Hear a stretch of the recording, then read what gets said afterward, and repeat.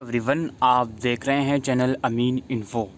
दोस्तों, दिल्ली पॉलिटेक्निक का जो टेंटेटिव काउंसलिंग शेड्यूल है वो रिलीज़ कर दिया गया है। तो आज की इस वीडियो में हम इसी शेड्यूल के बारे में डिस्कशन करने वाले हैं और आज की इस वीडियो में हम ये भी डिस्कस करेंगे कि कौन कौन से डॉक्यूमेंट्स आपको रेडी करके रखने हैं at the time of final admission procedure. तो सबसे पहली चीज़ तो दोस्तों, काउंसलिंग की गाइडलाइंस क्या क्या हैं इसके ऊपर मैंने सेपरेट वीडियो बना रखी है। उसका लिंक मैं आपको वीडियो के डिस्क्रिप्शन बॉक्स में दे दूंगा। अच्छा, अब हम यहाँ पे पहले बात कर लेते हैं कि आखिर ये टेंटेटिव शेड्यूल है वो क्या है। तो ये है ऑफिशियल वेबसाइट। यहाँ पर आप ऊपर देखोगे, यहाँ पे आपको टेंटेटिव काउंसलिंग शेड्यूल का एक लिंक नज़र आएगा। चलिए पहले हम इसको ओपन करके देख लेते हैं कि क्या शेड्यूल रखा गया है। तो यहाँ पर आप देख सकते हो दोस्तों, ये रजिस्ट्रेशन ओपन जो आपको पता ही है 3 अगस्त से 17 सितंबर तक था। अब आपकी जो मेरिट लिस्ट आएगी वो आएगी 28 सितंबर को, जिसमें लिखा हुआ होगा कि आपको क्या क्या रैंक अलॉट करी गई है।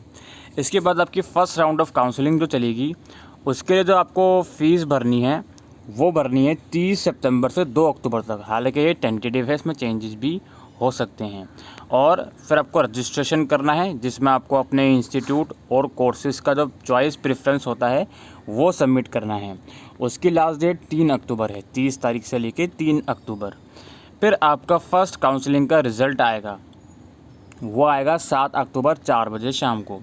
Online payment of part institutional fees, यानी कि जिन जिन बच्चों को जो फर्स्ट काउंसलिंग में सीट अलॉट होती है उनको पार्ट एडमिशन फ़ीस देनी होगी 8 अक्टूबर से लेकर 9 अक्टूबर 4 बजे तक। ठीक है। Freezing upgradation of allotted seat online bye candidate. अब आपके पास ऑप्शन रहेगा कि आपको जो सीट अलॉट हुई है या तो आप उससे संतुष्ट हैं तो उसको फ्रीज़ कर लेंगे, या अगर संतुष्ट नहीं है तो उसको आप अपग्रेड कर लेंगे। इसका टाइम 8 अक्टूबर से लेकर 10 अक्टूबर शाम 6 बजे तक रखा गया है। यहाँ पर मैं एक चीज़ आपको बता देता हूँ कि सपोज़ करिए आपको फ़र्स्ट राउंड में कोई सीट अलॉट हुई लेकिन आप उससे सीट से संतुष्ट नहीं हो, ठीक है, तो फिर नेक्स्ट काउंसलिंग में अगर आप पार्टिसिपेट करना चाहते हो तो आपको पार्ट एडमिशन फ़ीस पे करनी ही पड़ेगी और अपग्रेडेशन का ऑप्शन चूज़ करना ही पड़ेगा। ऐसा मत सोचिएगा कि अगर आपको फ़र्स्ट राउंड में जो सीट अलॉट हुई है उससे आप संतुष्ट नहीं हैं तो आप फ़र्स्ट राउंड में कोई भी एक्टिविटी नहीं कर रहे हैं। अल्टीमेटली सेकंड राउंड में जाने के लिए आपको फ़र्स्ट राउंड में जिस भी लिस्ट में आपका नाम आया है वहाँ की फ़ीस भरनी ही पड़ेगी और अपग्रेडेशन का ऑप्शन चूज़ करना पड़ेगा। या फिर अगर आप संतुष्ट हैं तो फ़ीस भरने के बाद जो ये फ्रीज़ का ऑप्शन है ये चूज़ करना पड़ेगा और ये काम आपको ऑनलाइन ही करना है। इसके बाद हमारी बारी आती है सेकंड राउंड ऑफ काउंसलिंग की। अब यहाँ पर देखिए, सेकंड राउंड ऑफ काउंसलिंग जो होगी उसकी जो फ़ीस होगी वो होगी 8 अक्टूबर से लेकर 9 अक्टूबर तक। यहाँ पर मैं आपको एक और चीज़ साफ स्पष्ट कर देता हूँ। सेकंड राउंड ऑफ काउंसलिंग में फ़ीस कौन कौन भरेगा? ऐसे बच्चे जिन्होंने फर्स्ट राउंड में पार्टिसिपेट ही नहीं करा, फ़ीस ही नहीं भरी, केवल वही बच्चे सेकंड राउंड में फ़ीस भरेंगे। ऐसे बच्चे जिन्होंने फर्स्ट राउंड में फ़ीस भर दी थी और अपग्रेड करके आए हैं और डायरेक्टली सेकेंड राउंड के लिए एलिजिबल हो जाएंगे। ठीक है।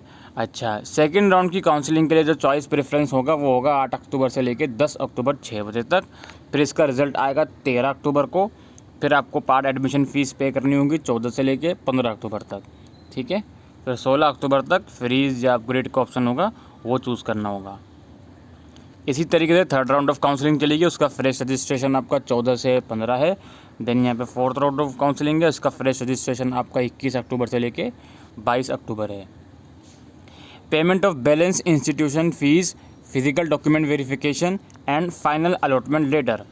तो यहाँ पर आपको फर्स्ट से लेके फोर्थ राउंड तक जिन जिन बच्चों को सीट अलॉट हुई है उनको फाइनली अपने इंस्टीट्यूट में जाना है, डॉक्यूमेंट वेरीफाई करवाने हैं और जो बची हुई फ़ीस है वो पे करनी है। यानी कि आपने सीट अलॉट होने के बाद पार्ट एडमिशन फ़ीस पे करी थी तो भाई जितनी फ़ीस अब बची है वो अब आप पे करोगे 27 अक्टूबर से लेकर 31 अक्टूबर तक। ठीक है। अच्छा, इसके बाद स्पोर्ट काउंसलिंग चलेगी अगर उसके बावजूद भी कोई सीट्स बचती हैं तो।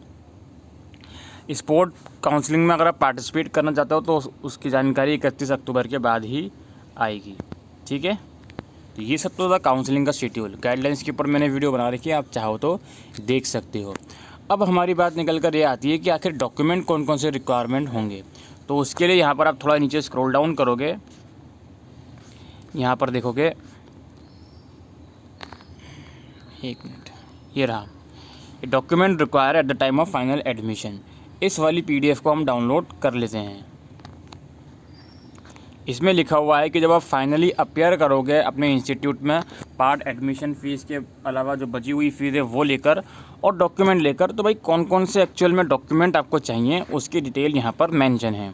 यहाँ पर आप देख सकते हो आपको पेमेंट रिसिप्ट चाहिए, ऑनलाइन पार्ट पेमेंट की, जो आपने पार्ट पेमेंट करी थी उसकी रिसिप्ट चाहिए। इसके अलावा candidate profile of registered candidate from the website, यानी कि आपको जो रजिस्ट्रेशन फॉर्म होता है एक्चुअल में उसकी प्रिंट आउट चाहिए।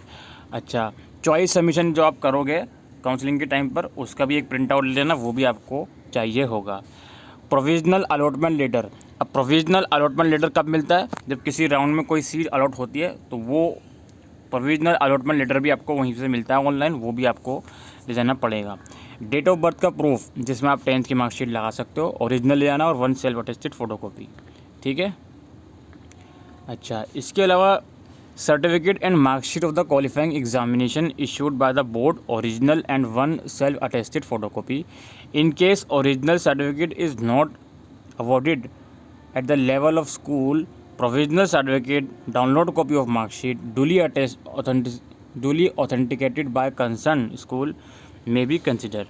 तो 6 पॉइंट का मतलब ये है, जो भी आपकी एजुकेशन क्वालिफिकेशन है, यानी अगर आपने डिप्लोमा इन इंजीनियरिंग के लिए अप्लाई किया हुआ तो 10th की मार्कशीट, या किस भी कोर्स के लिए आपने अप्लाई किया है उसकी जो एलिजिबिलिटी क्वालिफिकेशन है उसका सर्टिफिकेट आपको लगाना है। इन केस आपके पास ओरिजिनल सर्टिफिकेट अभी भी नहीं आया है तो आप जो वेबसाइट से मार्कशीट निकलती है ऑनलाइन वाली, उस मार्कशीट की फ़ोटोकॉपी ले जा सकते हो और उस पर आपको फिर सिग्नेचर करवाने पड़ेंगे अपने स्कूल कंसर्न से, अगर आपके पास ओरिजिनल मार्कशीट नहीं है, ठीक है। तो ओरिजिनल और सेल्फ अटेस्टेड कॉपी आप यहाँ पर लेकर जाओगे। फिर यहाँ पर है SC/ST और PWD का सर्टिफिकेट, OBC सर्टिफिकेट, ये सब चीज़ें आपको लेकर जानी है। EWS से बिलोंग करते हैं तो EWS सर्टिफिकेट, ये सब ओरिजिनल भी और सेल्फ अटेस्टेड भी। इसके अलावा conduct and character certificate from the head of the institute from where qualifying examination has been passed और from a gazetted officer, original and self attested. एक कैरेक्टर सर्टिफिकेट ले जाना, याद रखना कैरेक्टर सर्टिफिकेट 6 महीने से पुराना ना हो, ठीक है। अगर 6 महीने से पुराना हो चुका है तो कोई टेंशन वाली बात नहीं है, आप यहाँ पे नियरेस्ट गजेटेड ऑफिसर से या अपने कंसर्न स्कूल से उसको दोबारा इशू करवा सकते हैं। ओरिजिनल भी लेके जाना वो और एक फ़ोटोकॉपी भी। और मेडिकल फिटनेस सर्टिफिकेट आपको लेके जाना है by a registered medical practitioner in the form of given annexure 3। Annexure 3 एक बार जाकर देखिए, प्रोस्पेक्टस जो है उसमें सारे एनेक्सर मेंशन है, उसी एनेक्सर में आपको एक मेडिकल फिटनेस सर्टिफिकेट भी ले जाना होगा original. Undertaking regarding provision of ragging annexure 8, annexure 8 में एक प्रोविजन ऑफ रैगिंग है, वो भी आपको लेके जाना है। यहाँ पर आप थोड़ा देखोगे तो ये डाउनलोड का जो ऑप्शन है, ये वाला ऑप्शन, इसमें थोड़ा देखो, यहाँ पे आपको एंटी रैगिंग का ये मिल जाएगा, ठीक है, ये मेडिकल सर्टिफिकेट का मिल जाएगा। ओके, तो यहाँ से इसको आप डाउनलोड कर सकते हो या प्रोस्पेक्टस दिख लेना, वहाँ पर भी आपको मिल जाएगा। नंबर 11 है आपका transfer certificate, school leaving certificate और माइग्रेशन सर्टिफिकेट, ठीक है, इनकी ओरिजिनल भी और 2 सेल्फ अटेस्टेड फ़ोटोकॉपी भी। इसके अलावा declaration undertaking for non migrant inter polytechnic after admission, एक अंडरटेकिंग है जिसमें ये लिखा हुआ है कि भाई एडमिशन के बाद मैं अपना इंस्टीट्यूट चेंज नहीं करूँगा, माइग्रेट नहीं करूँगा, उसका एक अंडरटेकिंग है। और उसका अंडरटेकिंग भी ये रहा नॉन माइग्रेंट, ये आपको लेकर जाना है। अच्छा, इसके अलावा यहाँ पे 13 पॉइंट में कहते हैं undertaking by the student for maintaining discipline in the institute during a course of study, annexure 11। Prospectus जो है उसका एनेक्सर 11 में आपका डिसिप्लिन आप मेंटेन करोगे, उसका एक अंडरटेकिंग है, वो आपको लेके जाना है, ठीक है। प्रोस्पेक्टस दोस्तों ये रही इन्फॉर्मेशन बुलेटिन, इसको डाउनलोड करके आप सारे अंडरटेकिंग डाउनलोड कर सकते हो जितने भी इसमें रिक्वायरमेंट हैं, ठीक है। अच्छा, इसके अलावा handwritten undertaking already uploaded, इसके बारे में तो आपको पता ही है कि जो अंडरटेकिंग आपने ऑनलाइन फॉर्म फिल करते टाइम अपलोड किया था वो लेकर जाओगे, ठीक है। तो ये सब चीज़ें आपको लेकर जानी हैं। और यहाँ पे क्या कहते हैं, all the candidate seeking admission under PWD quota are required to bring a certificate from vocational rehabilitation centre for handicap 911 Vikas Marg Karkardooma Delhi and for dialysis a certificate from institute. और ये PWD वालों का है, PWD वालों को इनसे सर्टिफिकेट इशू करवाने हैं। बाकी OBC का भी यहाँ पे एक गाइडलाइन लिखी हुई है कि जो OBC सर्टिफिकेट है वो 1 अगस्त 2019 के बाद का इशू होना चाहिए। अगर ये 1 अगस्त 2019 से पहले का इशू किया हुआ है तो भाई इसके साथ आपको एक फैमिली इनकम सर्टिफिकेट लाना पड़ेगा जो कि 1 अगस्त 2019 के बाद का है। कुल मिलाकर अगर आपका ओबीसी सर्टिफिकेट 1 अगस्त 2019 के बाद का है तो आपके लिए वो वैलिड है, और अगर ओबीसी सर्टिफिकेट 1 अगस्त 2019 से पहले का है तो वो भी चल जाएगा, लेकिन उसके साथ एक इनकम सर्टिफिकेट आपको लगाना पड़ेगा 1 अगस्त 2019 के बाद का इशू किया हुआ।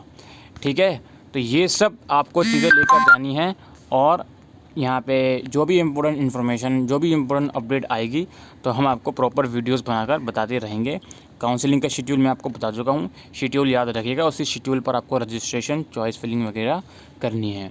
तो इसी के साथ आज की इस वीडियो में इतना ही। अगर आपको ये वीडियो यूज़फुल लगी हो तो वीडियो को शेयर करिएगा, चैनल को सब्सक्राइब करिएगा। Thank you.